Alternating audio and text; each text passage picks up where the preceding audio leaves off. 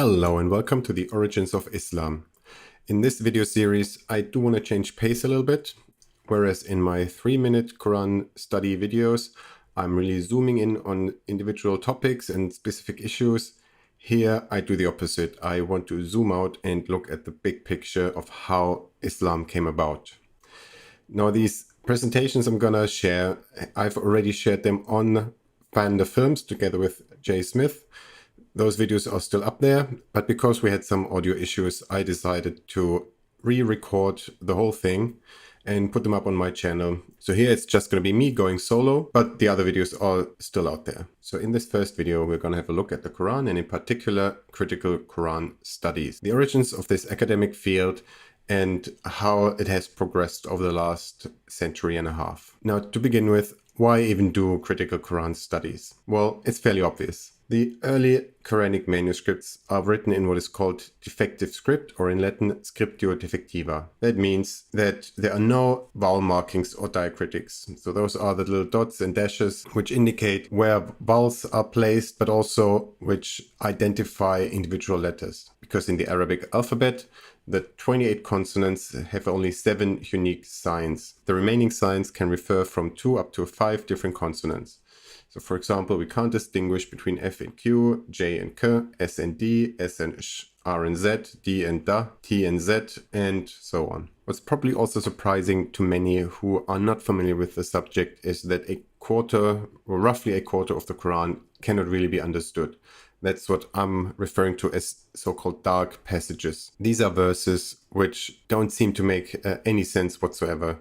They are really very obscure. And even going back to the earliest commentators on the Quran, they could never agree upon a common interpretation. Instead, what we find is that typically in the commentaries, they say something along the lines, the scholars can't agree, or only God knows.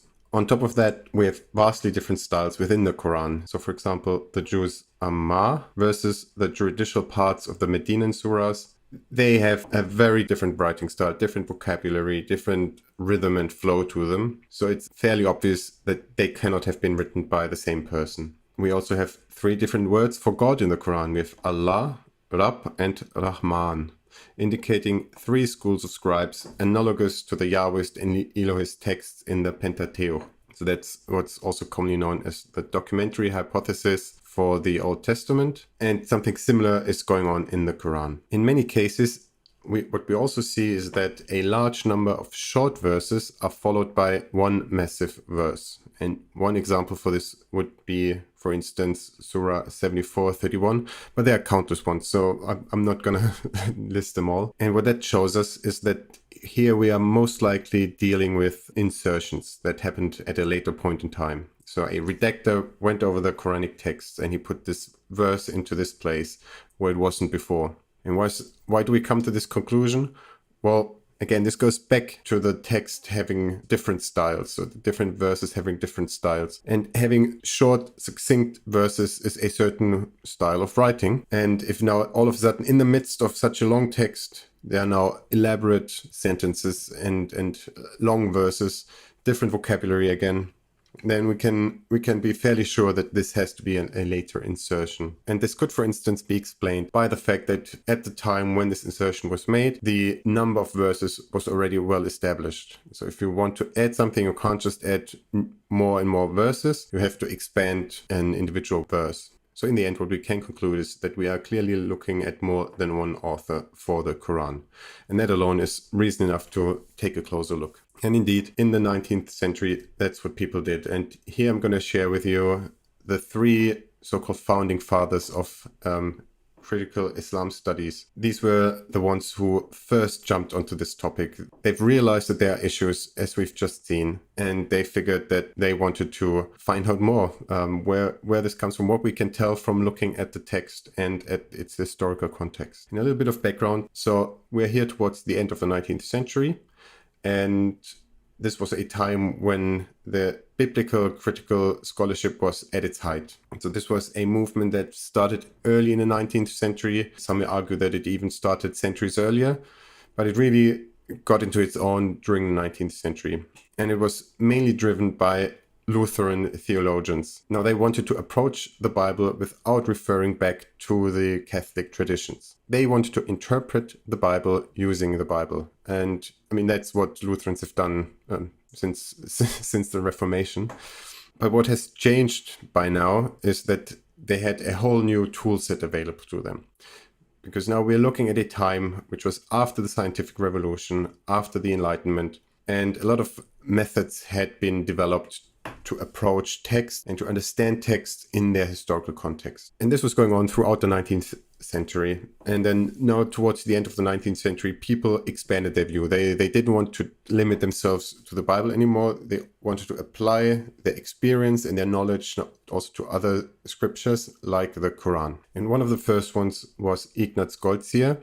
He lived from 1850 to 1921. He was a Jewish-Hungarian Orientalist, a scholar of Islam. He was educated at the universities of Budapest, Berlin, Leipzig, and Leiden. And he went on a journey through Syria, Palestine, and Egypt and attended lectures of Muslim sheikhs in the Mosque of Al-Azhar in Cairo. There he lived disguised as a Muslim for the duration of his travels, but he remained a devout Jew throughout his life. The second one on this list is Theodor Nöldeke. He lived from 1836 to 1930. He was a German Orientalist, Semitist, and linguist. His research interests ranged over Old Testament studies, Semitic languages, and Arab, Persian, and Syriac literature.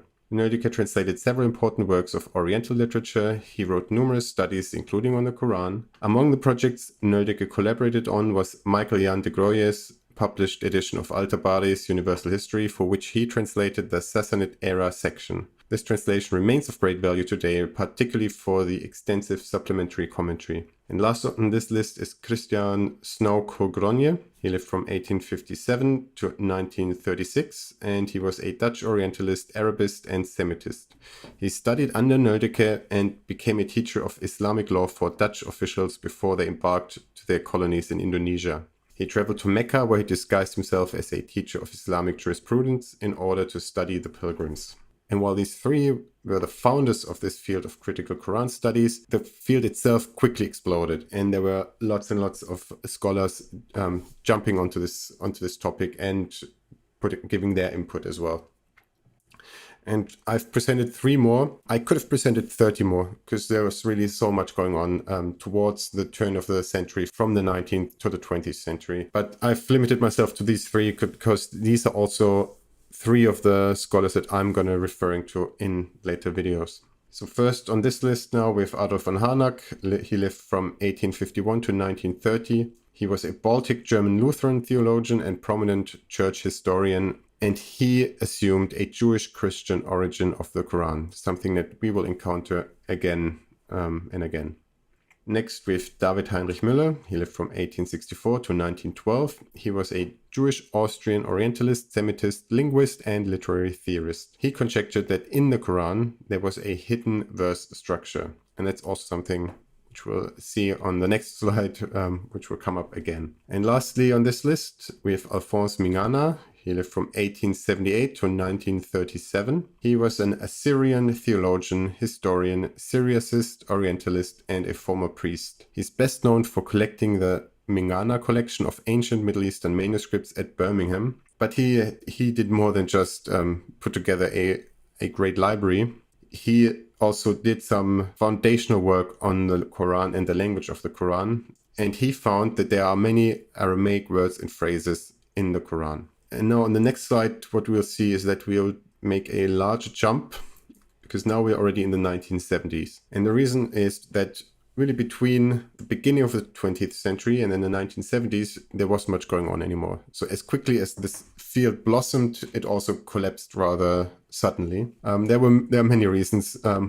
Most importantly, probably the 2 world wars who came in between, which really put a halt to this kind of study. But also there were some issues regarding the fundamentals. So to this day, there's no etymological dictionary of Arabic, for instance, something that has existed for ancient Greek and Hebrew since at least the 17th century.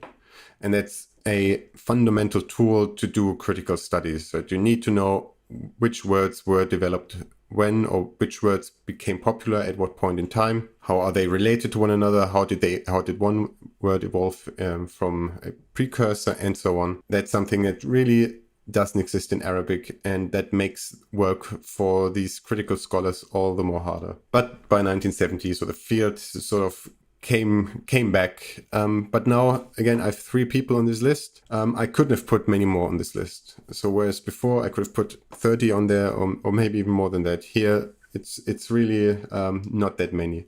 So we're just getting started again. And first here we have Günter Lühling. He was a German theologian, philologist, Arabist, and scholar of Islam. What he did is he, in the vein of David Heinrich Müller, whom we saw on the previous slide, he saw that there are hidden hymns in the Quran. But he went one step beyond Müller. So what Lühling did is not just looking for this verse structure in the Quran. He also thought that, well, we can't really trust these diacritical marks, these dots and dashes and squiggles, because they were later additions. And when you look at the earliest manuscripts, they aren't there, which means there's a lot of ambiguity in these early texts. And Lühling figured that mistakes may have been made when those dots were added centuries after the fact. And indeed, when he played around with the dots a little bit, what he found was that there are Christian hymns in the Quran, hidden in plain sight, basically. And he developed a methodology. He had 3 criteria for a good translation. Number 1 was that he said a good reconstruction of an original Quranic verse is when it has less grammatical or interpretational problems than the traditional reading, as well as being closer to word definitions in the common Arabic language. So what does that mean? Many verses in the Quran have just very dodgy grammar.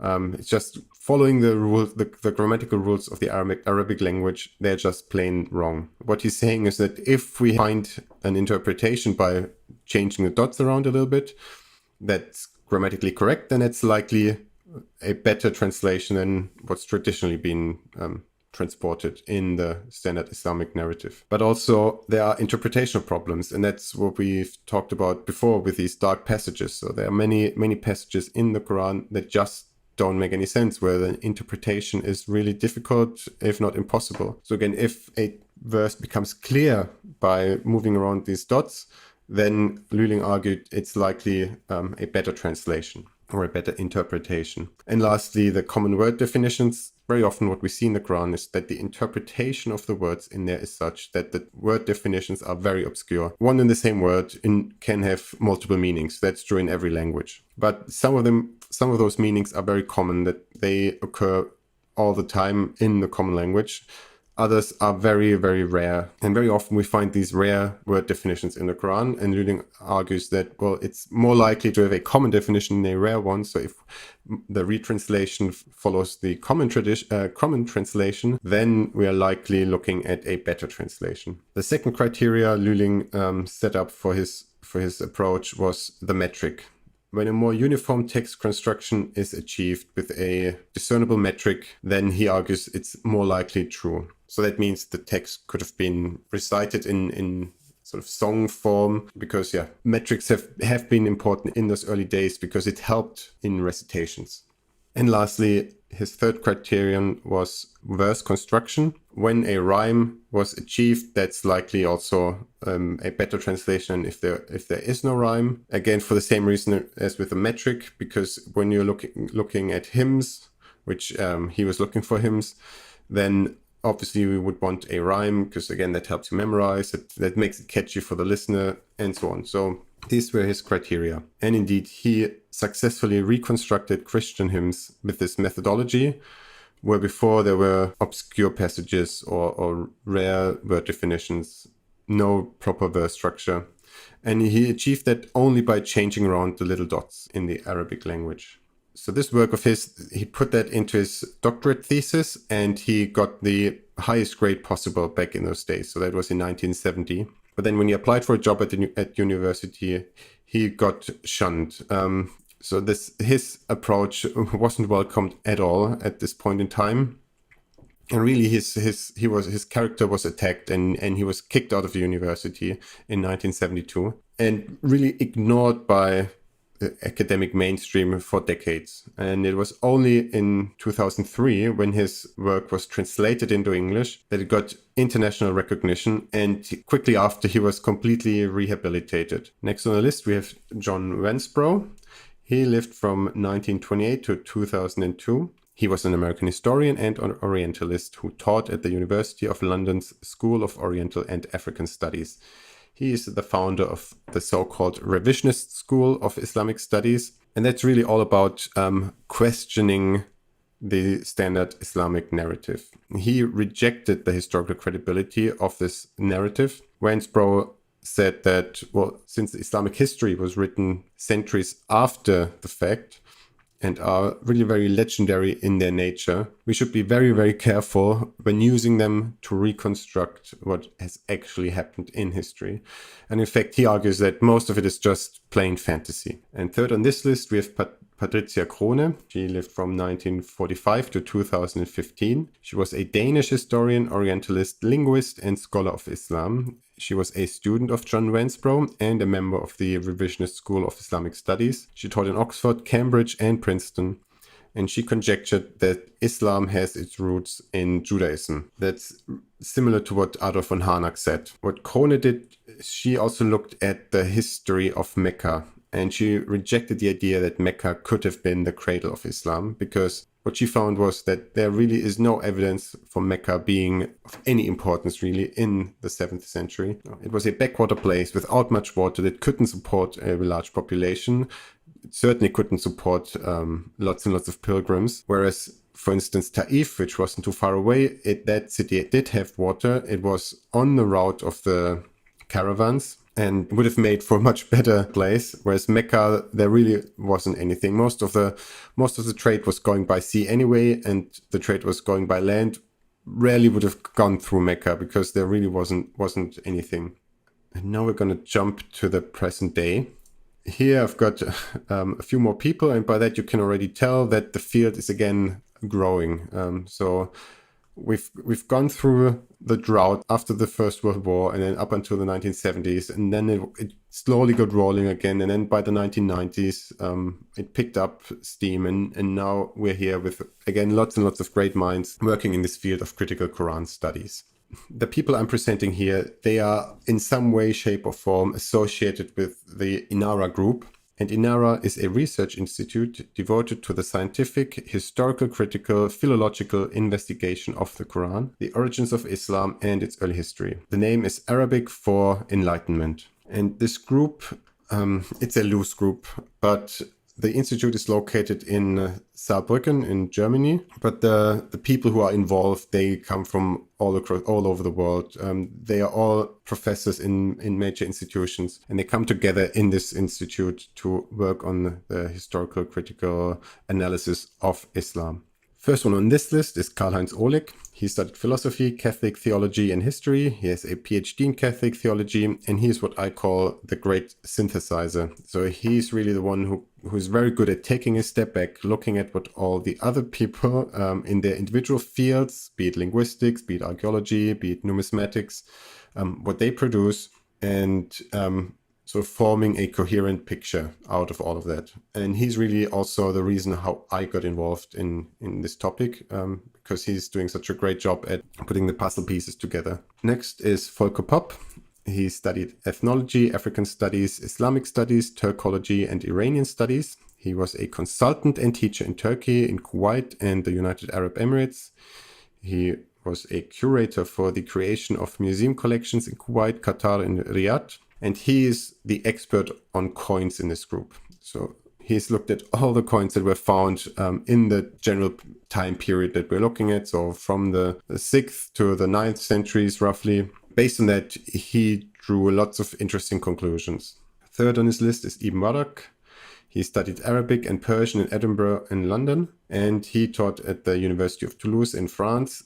And he's the communicator of the group. So whereas all the others, they typically publish in scientific magazines and scholarly books and so on. Like they publish stuff that's not really accessible to a general audience. Ibn Barak is very good at really taking this material and bringing it out there in a way that is understandable for a more general audience. Next, we have Markus Groß. He is a linguist and he studied phonetics, phonology, Roman studies, Indo-European studies, Oriental studies, and applied linguistics. And as you can tell from that list, he is the linguist. So he's really, really good at looking at languages and analyzing languages, how they are related, individual words, loan words, where do they come from, and so on, which is very helpful when dealing with a text like the Quran. Then we have Robert Kerr.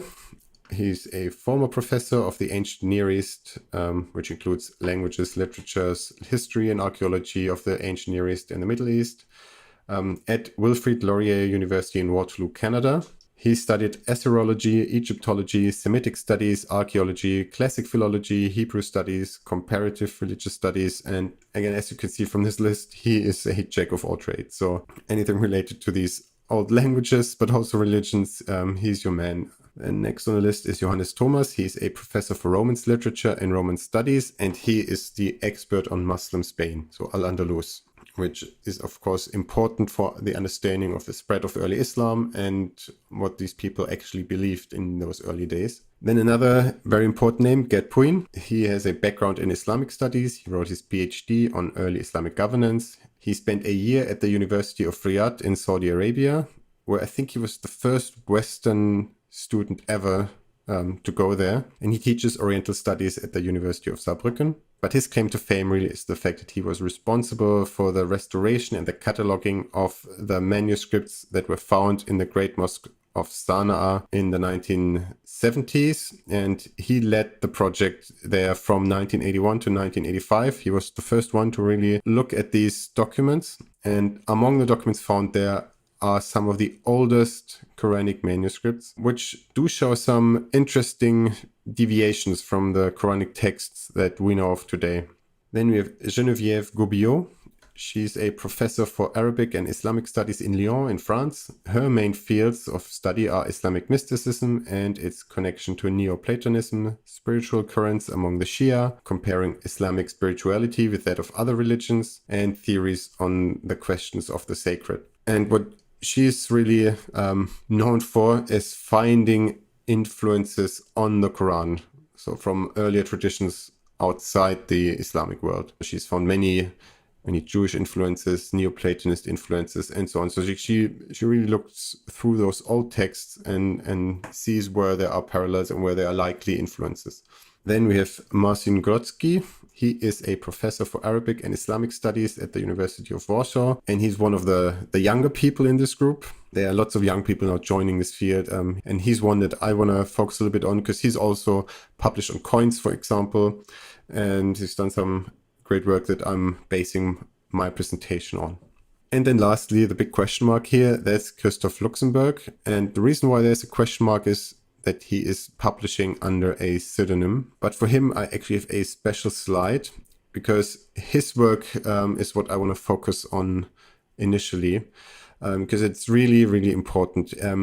He is a specialist in Semitic philology. He taught classical Arab and several Arab dialects as well as Syriac at German universities. He's an expert on translations, particularly in between those old languages. And he really broke new ground with his book, The Syro-Aramaic Reading of the Quran, in which he showed that the Quran contains Aramaic words and phrases, which is, again, something that we've seen before with Alphonse Mingana. So he already found lots of Aramaic words in the Quran. But Luxemburg, he's taking an additional step here. He's sort of combining the approach of Alphonse Mingana with that of Günter Lühling, meaning that he doesn't just accept the way the dots and dashes are put onto the words within the Quran. Instead, he argues like Günter Lühling that we can't trust that those dots and dashes are correct because they were added centuries later. So he's looking for Aramaic words while at the same time doing what Günter Lühling did. And that's what we're going to look at in the next video.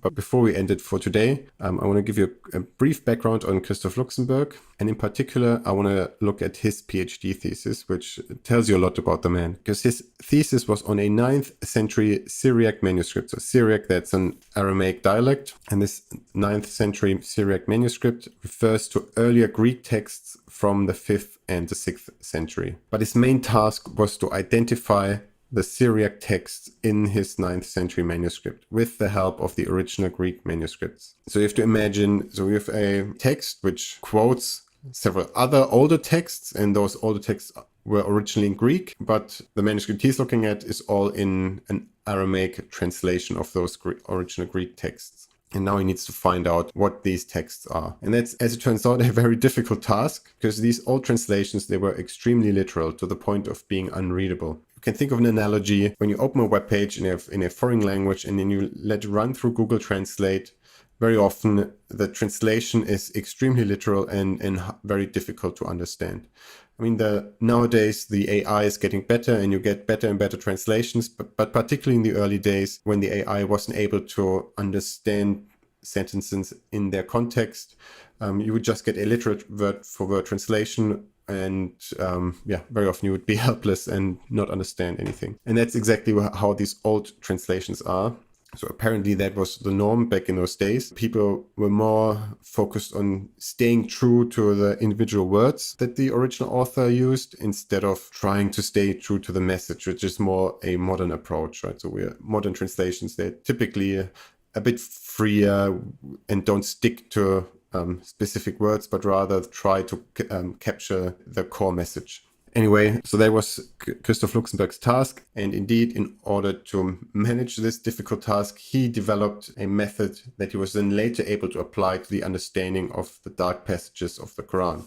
So those are, again, these passages that are very obscure and can't be understood nowadays. Of all those Greek texts that were referred to in this Syriac manuscript, Christoph Luxemburg was able to find the original Greek texts for all of them but one. So for this one text, the original Greek had been lost. However, based on the writing style of the Syriac translation, mind you, as well as the subject matter of the text itself, Luxemburg was able to identify Severus of Antioch as the author. A conjecture which years later was actually proved correct when a Jesuit scholar from Rome discovered a manuscript in Damascus, which proved him right. So that shows you what kind of a mental giant we're dealing with here. Christoph Luxemburg was able to identify the author of a Greek text, which was referred to in a Syriac translation, where the Greek text was lost in time. And with that, we are at the end for today. I hope you liked it. In the upcoming video, we're going to look at Christoph Luxemburg's hypothesis in more detail. But for now, thank you very much for watching and see you next time.